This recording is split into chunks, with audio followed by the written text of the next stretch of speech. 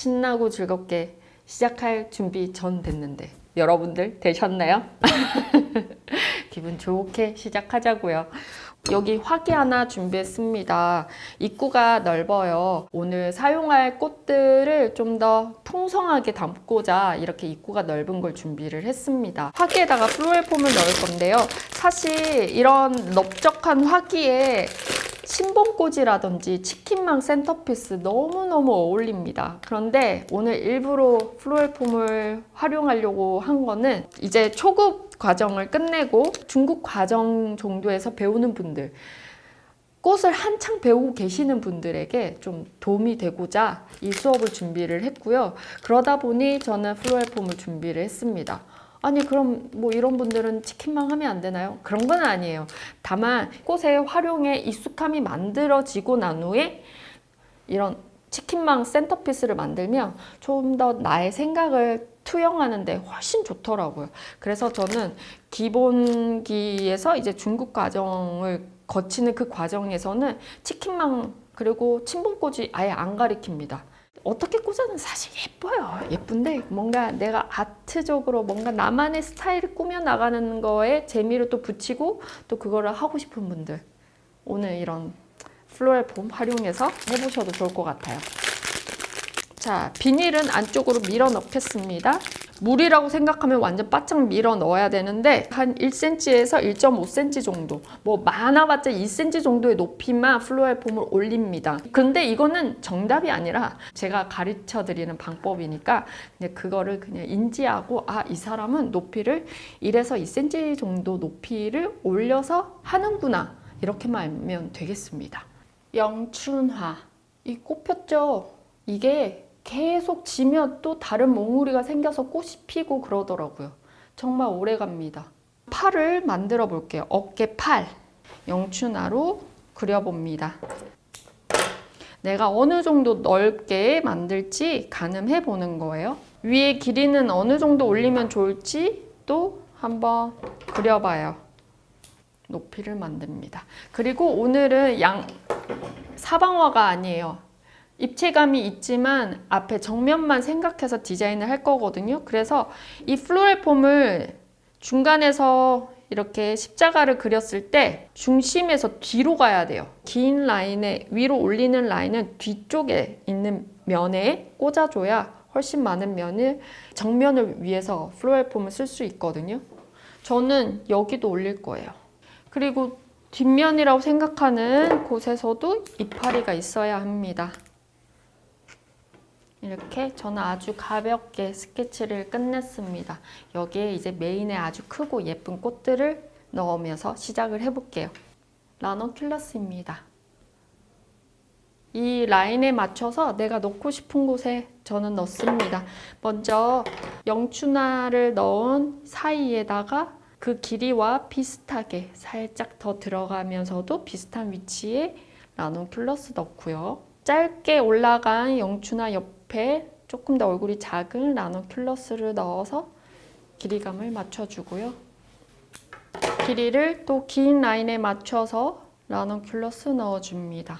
그래서 앞면에서 보여지는 이 세 군데에 스케치되어 있는 곳에 라너큘러스를 넣었어요. 이 세 개 안에 이제 굴곡을 만들어 줄 거예요. 층층이로 떨어지기는 하지만 한번 확실히 들어갔다가 다시 튀어나오는 라인이 있음으로 해서 부채 느낌이라기보다 아주 부드럽게 입체감을 주면서 떨어지는 듯해 보이게 자리 배치를 했어요. 그리고 장미, 아주 크리미한 색감입니다. 여기에 스프레이 장미도 준비했고요. 폼포니 국화. 이번에 장미를 활용해서 각도를 재미있게 한번 써줄 거예요. 약간의 미세한 높이로 어긋나게 장미를 넣어 주었습니다. 영춘화가 있는 뒤쪽 중앙에 깊게 국화를 넣어서 휘어지는 라인감을 만들어 줍니다. 이렇게 말이죠. 보이시나요? 뒤에 길게 꽂은 영춘화와 같은 선에 있습니다. 단면으로 자르면 튀어나와서 이렇게 움푹하게 살짝 들어갔다가 튀어나오는 거예요.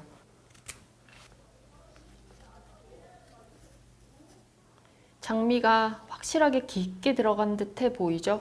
중간에 들어가는 느낌을 내기 위해서 앞으로 이쪽에 폼포니 국화도 살짝 빼주면서 굴곡을 확실하게 줬습니다. 어깨를 이쪽으로 벌려 있잖아요. 이 벌려 있는 만큼 꽃이 좀 더 길게 가야 합니다. 지금 영추나 옆으로 빼줍니다. 그리고 바짝 잘라서 앞면에서 이 장미가 눈에 너무 보이지 않게 약간 더 깊숙하게 넣어주도록 하겠습니다. 뒤가 너무 평면적이면 안 예쁘잖아요. 그래서 란원 뒤쪽으로 굴곡을 아래로 떨어뜨리면서 정면에선 보이지 않지만 옆으로 살짝 돌리면 보이도록 해주고요. 약간의 소국을 사용해서 중간중간에 크기의 다름으로 또 재미를 더해줄게요.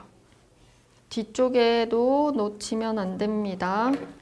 그리고 어떤 거는 층층이로 예쁘게 눈에 보이지만 거기에 한번 톡 튀어나오면 이게 다시 흐름이 만들어지거든요. 그런 흐름을 만들 수 있다면 만들어주고, 이런 부분을 찾는 게 어렵다면 이런 느낌은 빼도 상관없어요. 솔라 장미 너무 예쁘다. 꽃들의 색감이 되게 밍밍하거든요. 그래서 다양한 질감의, 그러니까 다양한 생김새를 계속 추가하면 아무리 밍밍한 색깔도 정말 화사하고 예쁘게 보일 수 있습니다. 솔라 장미가 너무 예뻐서 이제 밑그림이 어느 정도 그려졌기 때문에 좀 과감한 라인을 함께 써주었습니다. 스톡입니다. 밍밍함이 좀 달라지겠죠? 공간을 채워주면서 짧은 라인에서도 리듬감을 만들어줘요. 그 하나하나의 디테일이 모여 완성했을 때 훨씬 더 극적으로 되는 것 같아요. 공작초.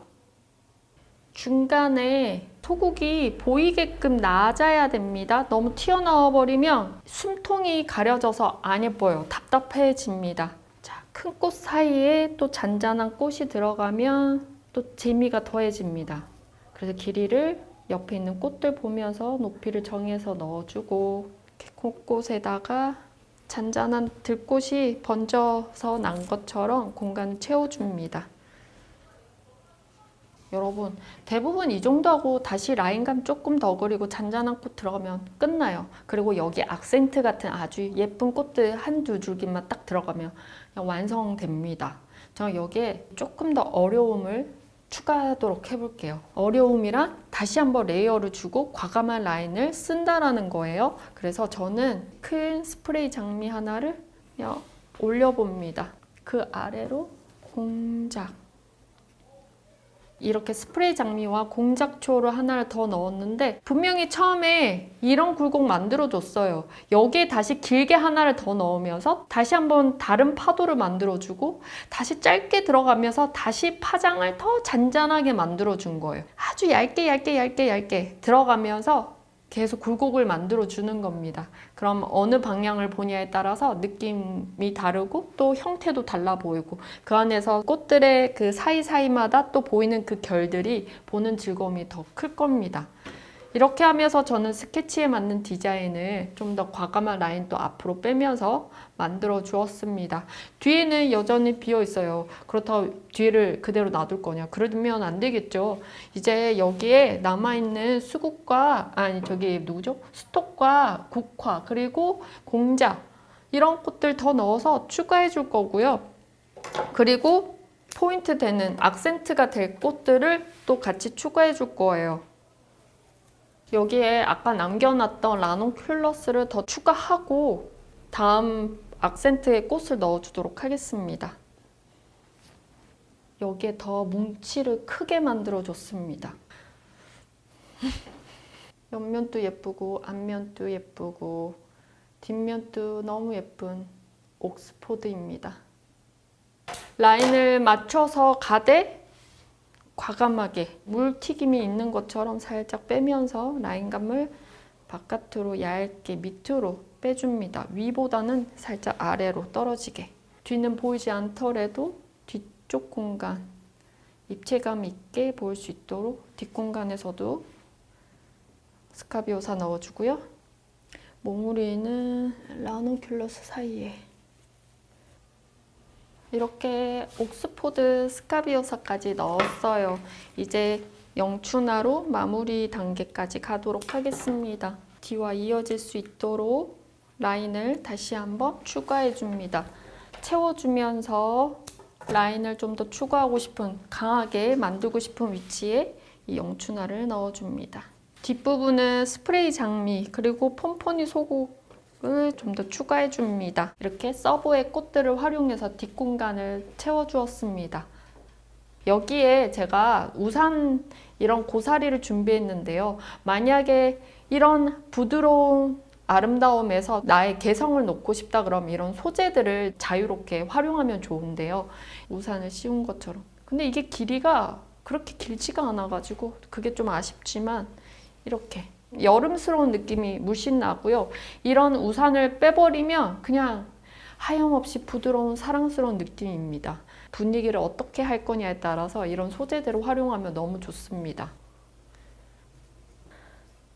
공간에 플로럴 폼도 가려주면서 좀 더 재미난 느낌을 추가해 봅니다. 이렇게 우산 고사리까지 넣어서 완성했습니다.